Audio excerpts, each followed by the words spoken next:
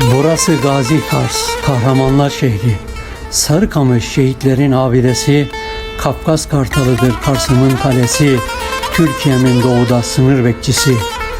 Aşık senlik savaşta coşurdu milleti, zansal iken yük vermeyiz düşmana dedi. Yetmedi, kurduk Kars'ta ilk cumhuriyeti, sonra da Atatürk'e yazdık hoş gelişleri.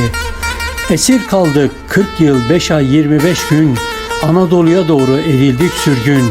Kazım Paşa da kurtardı bizi o gün, 30 Ekim'de Kars'ta kuruldu düğün.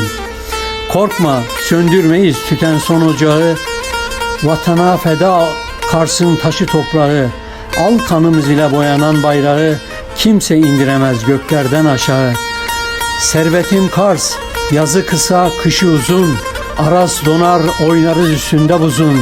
Kadir kıymeti vardır ekmeğin tuzun, merttir kahramandır insanı Kars'ın.